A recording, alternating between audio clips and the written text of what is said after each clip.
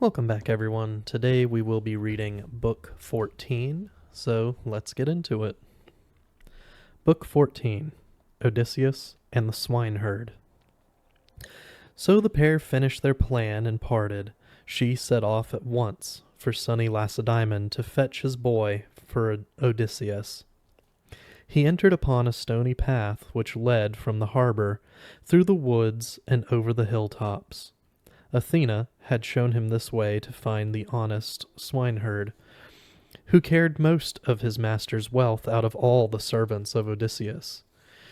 He found the man sitting under the porch in front of his enclosure, round which a high wall had been built. It stood in an open space, a great wide place, with a clearing all round it. The swineherd had built this himself for the pigs since the master had gone away, and his mistress, an old Laertes, had nothing to do with it. It was made of huge unshaped stones, with prickly pear planted along the top. Outside this was a palisade carried all round, made of logs set upright together, and the outer part split off to leave only the black heart of oak. Within the enclosure were 12 pens close together for the sows, 50 sows in each pen, with their litter, lying on the ground. The boars lay outside, and they were not nearly so many, for my lords, the gallants, kept thinning them out. The swineherd had to send in always the best of the fat hogs, but there were 350 left. 4 dogs always lay with them with the swineherd, which the swineherd had bred, as savage as wild beasts. Just then the swineherd was cutting a pair of shoes out of a prime piece of leather, and fitting them to his feet. The other men had gone off in different directions with droves of boars, that is, 3 of them, for he had been obliged to send in the 4th with a hog to satisfy the appetite of the boisterous company. Suddenly the dogs caught sight of Odysseus. They were champion barkers. They set up a howl and at him. But Odysseus knew the trick, sat on the ground, and dropped his cudgel. Even then he might have been roughly treated outside his own pigfold, but the swineherd took a hand, dropped his leather, and ran to kick away the dogs, shouting and shooing them off in all directions, with the help of a shower of stones. Then he spoke to his master. "Well, Gaffer, that was a nice chance. The dogs would done for thee in a twink. And then that a-blamed me. Aye, the gods have given me many a moan and groan already. A rare fine master I have to mourn, and here I bide. Fatten my hogs for a lot of foreigners. And the master may be lacking a bit to eat, knocking about in cities and countries where they don't speak our language, if so be he is alive and sees the light of the sun. But come along, Gaffer, into the hut. There's bread and wine to fill thy belly. Then thou'll tell me where thy comes from, and what thy troubles have been." So saying, the swineherd led him into the hut, and made him sit down. He laid a pile of thick twigs, and spread over them the dark skin of a wild goat. Odysseus was right glad at this welcome, and he said to the man, "I pray that Zeus and all the gods of heaven may grant you your heart's desire for this kind welcome of me." Eumaeus answered, "Man alive, it is not my way to slight a stranger, though he were more of a shall-go-naked than this'n. God sends the stranger and the beggar-man. We gladly give not much, but all we can. Don't look for much when the hands are all afraid of new masters. Sure enough, the gods have tied up his home common. Or, would have loved me well and given me somewhat of that of my own, as a master will do when he has a mind to the man, a house and a bit of land and a wife that might take her pick. When a man works hard and has the blessed of God on his work, as my work here is blessed. So my master would have made me rich if he stayed here to grow old, but he is dead. I wish Helen had died first and been wiped out with all her kith and kin, for she brought low many a man. Master himself went to the war at Ilion with Agamemnon to pay him out. As he said this, he tightened his belt and tucked in his shirt, and went in the pens where the pigs were kept. He chose 2 and killed them, singed them, chopped them up, ran spits through the bits.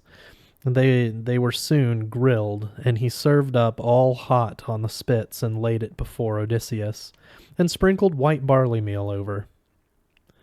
Next he mixed a delicious draught of wine in an ivy wood cup, and sat down opposite, and urged him to set to. Eat away, stranger.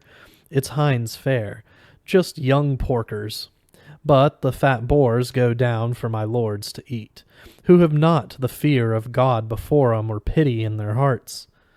Well, the blessed gods love not reckless deeds, but they honor justice and uprightness.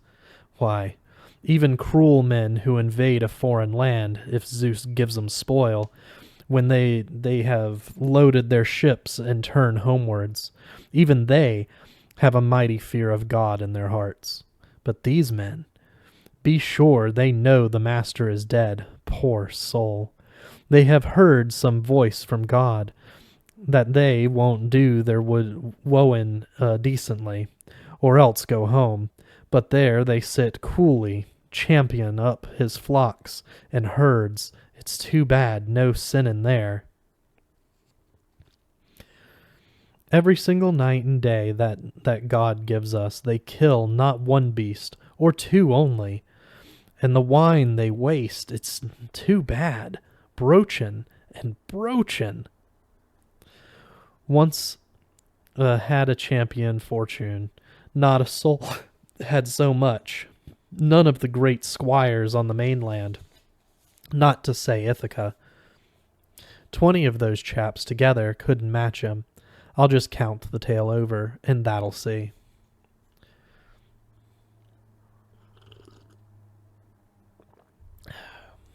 12 herds on the mainland, as many flocks of sheep, as many drift of swine, as many solid flocks of goats, looked after by foreigners or his own hinds. And here 11 solid flocks of goats, feeding at the ends of the island, and good men to watch them.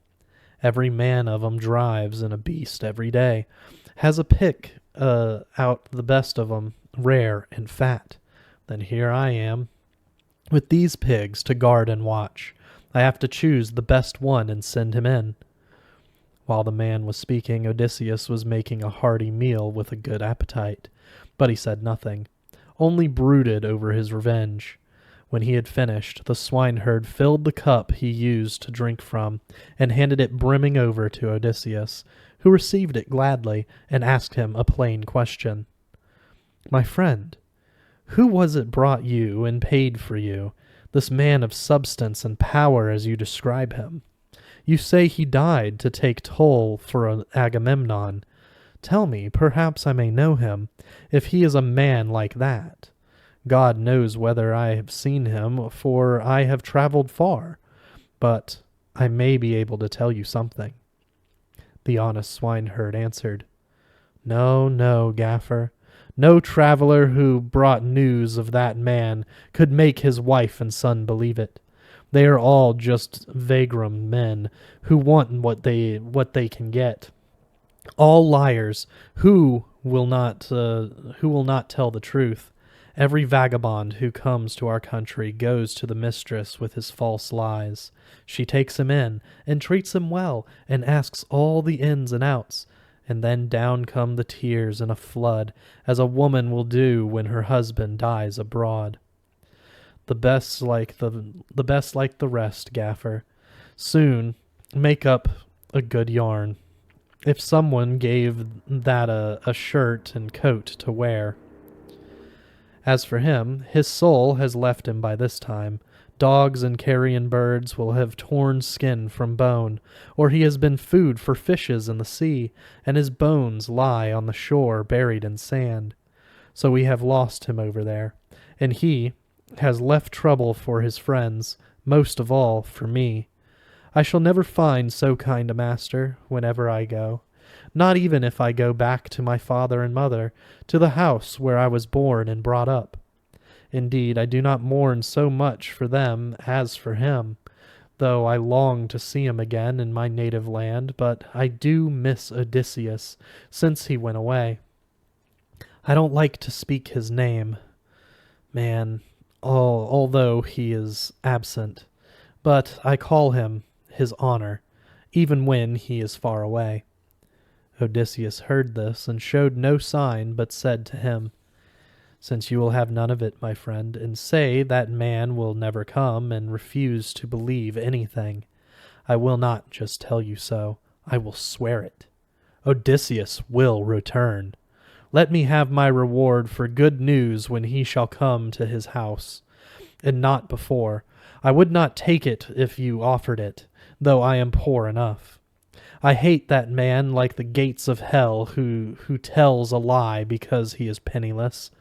O Zeus, be witness now, first of all gods, and the guests' table, and the hearth of Odysseus, without stain and without reproach, to which hearth I come for refuge. I swear that all will come to pass as I declare. Within this very lich gang, Odysseus will return as the old moon is waning and the new moon is rising, and he shall take vengeance upon all who here dishonor his wife and his proud son. The swineherd replied, No, Gaffer, I will never pay that reward for good news, and Odysseus will never again return home. But sit quiet and drink, and let us talk of something else. Don't mind me of this. My heart is heavy and sad when any one reminds me of my dear master. Never mind the oath, but may Odysseus return as I only wish he would, and so does my lady and old Laertes, and that grand boy Telemachus. Aye, 'tis that boy I'm sorry for. Can't get him out of my mind, his son Telemachus. Grew up tall like a young tree, God be blessed, and I thought would be as fine as his father. When he grew up, handsome and well grown, a masterpiece. But some god must have touched his wits, or some man maybe, and off he went to Pylos for news of his father. The grand come marry me quicks are lying for him on his way home. What they want is to wipe out the whole family of Odysseus from Ithaca. Well, never mind that boy. He may be caught. He may escape. Cronion may hold a hand over him. Come now, Gaffer, tell us thy own troubles, and first answer me this, and make my mind clearer about thyself. Who's there? Where do you come from? What ship brought you here? How came it to put in at Ithaca? Who were they at all? I don't suppose that's you've walked all this way here. To this Odysseus answered, Very well. I will tell you the whole story, but give us a year's provisions in your hut, food to eat, and good wine to drink. Let us stay quietly here, and others do the work. It would not be easy to finish my story in the time, or tell all the toiling and moiling I have had by God's decree. I am proud to claim my breeding from the wide plains of Crete. My father was a rich man. Many other sons were born and bred in his house, sons of his lawful wife. But my mother was a purchased slave, yet my father, Castor Hylacides, gave me a place equal to his lawfully begotten sons. At that time my father was honored like a god among the Cretans, for his happiness and riches and his splendid sons. But death carried him away to the house of Hades, and his proud sons cast lots for his wealth and divided it amongst them. They gave me a very small share with the house. I married a wife from a rich family, won by my own merits, for I was no weakling or shirk battle. But all that is gone now, although I think you may still guess the corn from the stubble. Indeed, I have had misfortune in abundance. Courage I certainly had from Ares and Athena, and strength to break my foes, when I used to pick the best man for ambush and planned some deadly stroke. My firm spirit never thought of death. But I would leap to the front, spear in hand, and down my man, unless he could show a clean pair of heels. War was my line, not work or housekeeping and a fine family. What I liked were ships and oars and battles and fine smooth javelins and arrows, dangerous things like those, which make other people shudder. But I suppose I liked what God made me like. One likes this and one likes that, for before the Achaeans sailed for Troy, 9 times I commanded a fleet against foreign enemies, and I won a great deal of spoil. I had my first choice as commander, and took whatever I wanted, and after that my share, a lot more. Soon my house grew powerful, and I was feared and respected among the Cretans. But when Zeus, all-seeing, ordained that dreadful enterprise which brought low so many men, they appointed me and the illustrious Idomeneus to command their fleet against Ilion. There was no remedy. Go we must. Public opinion was too much for us. There we Achaeans waged war for 9 years. For 9 years. In the 10th year, we sacked Priam's city and set out for home. But God scattered our ships. Then Zeus, in his wisdom, had suffering in store for me. 1 month only I was happy with wife and children and home. Then I took it into my head to lead a fleet against Egypt, crack ships and crews too good for this world. We had 9 ships, and all soon filled up. The men feasted well for 6 days. I provided plenty of animals for sacrifice and food. On the 7th day, we embarked and left Crete with a fair north wind blowing free, running as easily as if we were running down a river. Nothing happened to any of the ships. We sat tight, safe, and sound. Not a sick man in the fleet, while wind and pilots kept a straight path. In 5 days we arrived at the noble river Aegyptos, and there I lay too. I left the men to defend the ships, and sent spies to find out what they could. But they went ravaging about at their own sweet will, pillaging the countryside, killing the men and carrying off the women and children. Soon the news reached the city. The people heard a hue and cry at dawn, and came running out. The whole plain was full of men and horses and flashing armor. Zeus, thunderer, sent a panic upon my men, and they showed no fight, for ruin and destruction were all around. Many of us were killed, the rest carried off to be slaves. Then Zeus himself put a plan into my head. How I wish I had been killed there in Egypt, but there was more trouble waiting for me. I threw off the helmet from my head and the shield from my shoulders, and dropped my spear and ran to meet the king's chariot. I clasped his knees and kissed them, and he took pity and saved me, and took me home in his chariot, miserable enough. Many a man rushed at me, leveling his spear to kill me, for they were greatly infuriated. But he kept me safe and respected the wrath of Zeus, who is the stranger's god, and is angry at evil deeds. There I stayed 7 years, and gathered a good deal of wealth among the Egyptians, for they all gave me something. But when the 8th year came rolling round, a Phoenician man turned up, a cheat and liar, one of those nip screws, one who had done plenty of mischief in the world already. He cajoled me by his cunning to go with him to Phaeoncia, where his house and property lay. I stayed with him for a full year, but when the months and days had passed and the seasons came round with another rolling year, he took me on board a ship for a voyage to Libya, pretending falsely that he wished me to be partner in the cargo. But what he meant was to sell me for a handsome price when he got there. I went with him because I must, although I had my suspicions. The ship ran before a fair wind across the open sea to the windward of Crete, but Zeus meant to destroy them.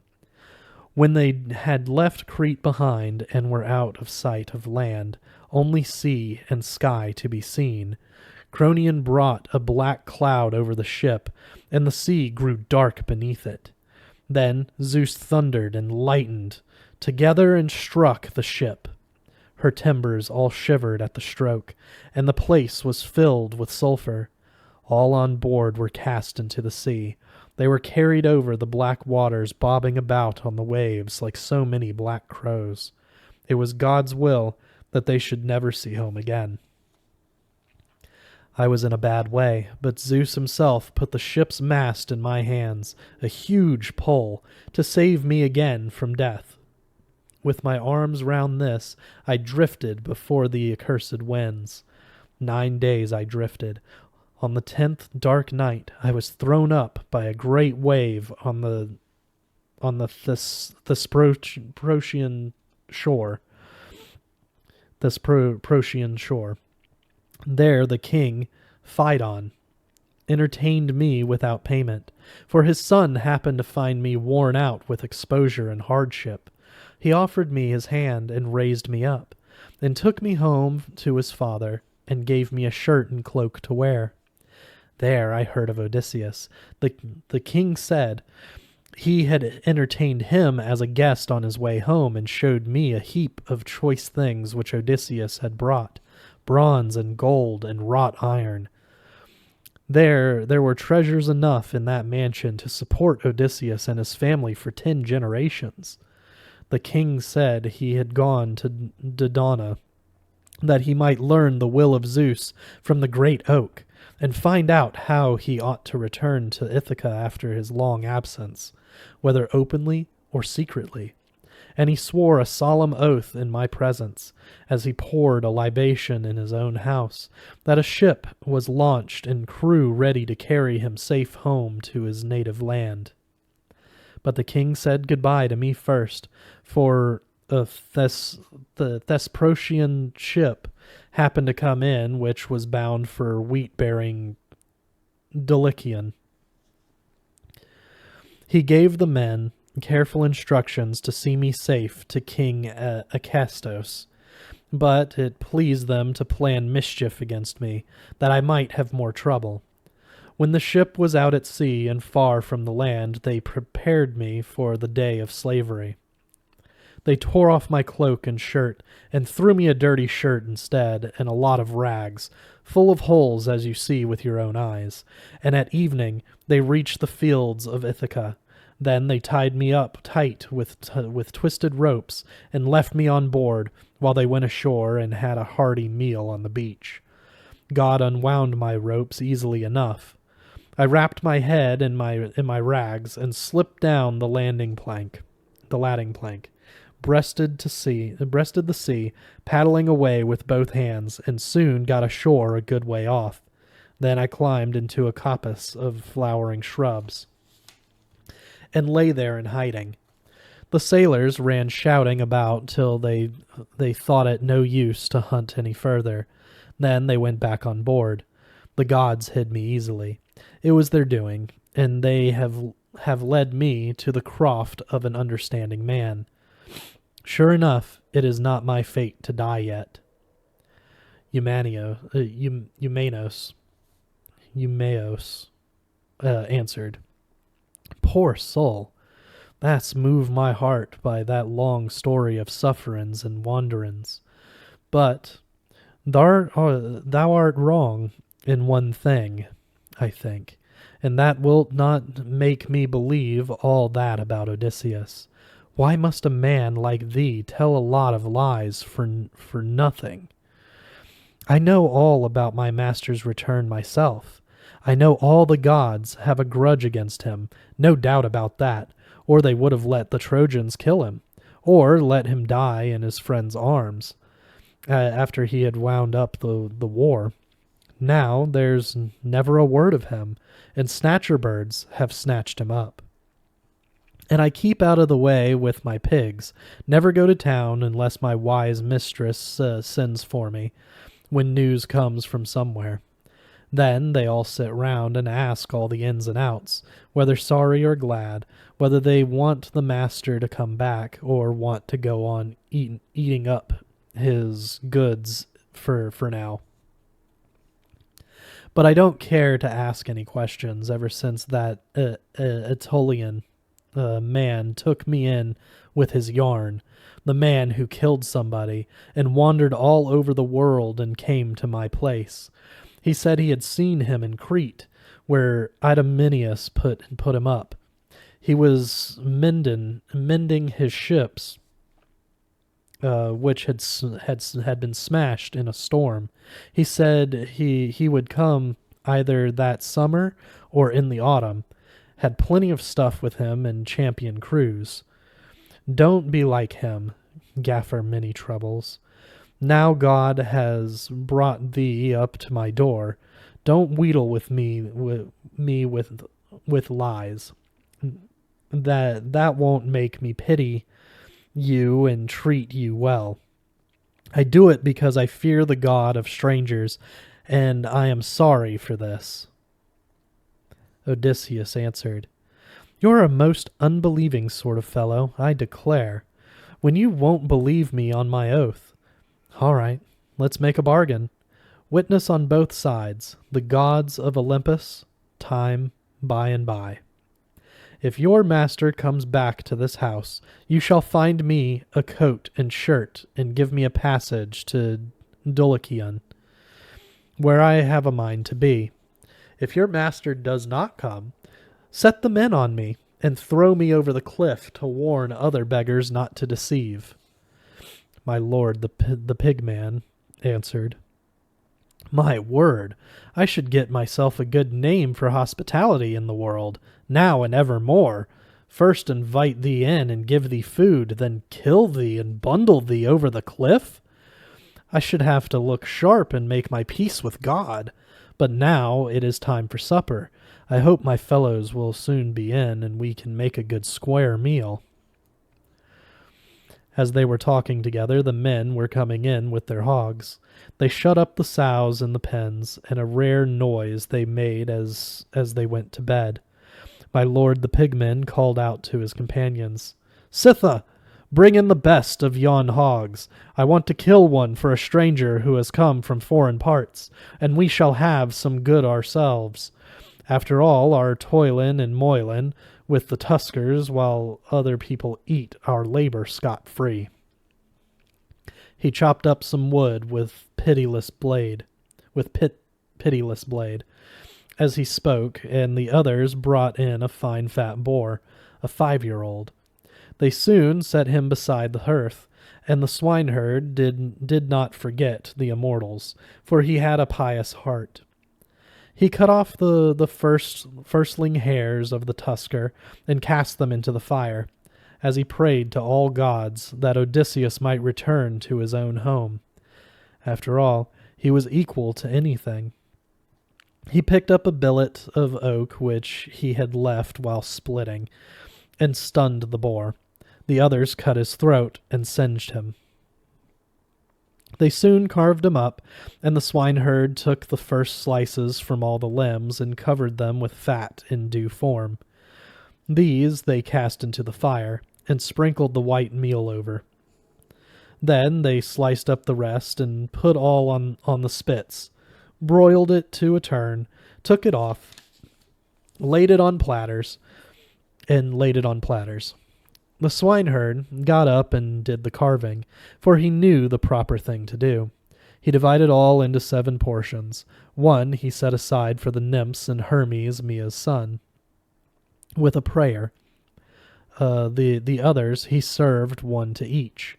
But Odysseus had the honor of the Tuscar's long chine, which made the master's heart proud. Then Odysseus said to him, Eumaeus, I pray Zeus may bless you as I do for the honor you have done to a ragged stranger with these good things. Eumaeus answered, Eat away, dear heart alive, and enjoy what we have to offer. The Lord gives, and the Lord takes away, as it pleases him, for he can do all things. So saying, he consecrated the firstling bits to the deathless gods, and the first drops of wine, then handed the cup to the victor of Troy, and he sat down before his plate. The bread was taken round by Messallus, a man whom the swineherd had bought since his master went away, on his own account, nothing to do with the mistress and old Laertes. He got him from the Taphians, and paid out of his own savings. Then they helped themselves to the good things that were before them. When all had had enough, Messulios cleared away the bread, and they prepared to lie down after the hearty meal. It was a rough night in the moon's dark time.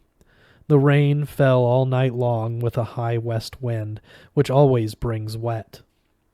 Odysseus thought he would try whether the swineherd could take a hint and lend him his own cloak, or tell one of the men to lend his, since he was mighty fond of his guest.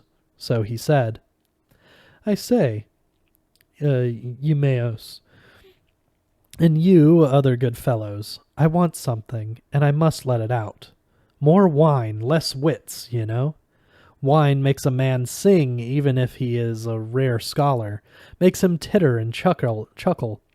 Aye, makes him dance a jig and makes him blurt out what were better kept to himself. Well, now I've begun my croak, I'll just go on. I wish I were young and strong and full of go as I was when we laid that ambush outside Troy. Odysseus was in command with his grace king Menelaus, and I was third, had to obey orders, you see. When we came to the place near the city walls, we crawled under a lot of thick bushes among the reeds of a marsh, and there we lay in our armor. It was a rough night, for the north wind had fallen and brought frost.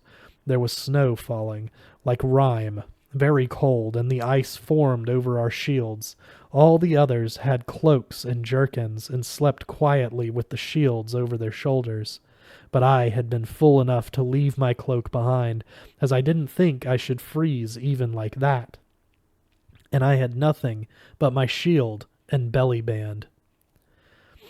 In the third watch of the night, when the stars had turned their course, I nudged Odysseus with my elbow as he lay beside me, and he was awake in an instant.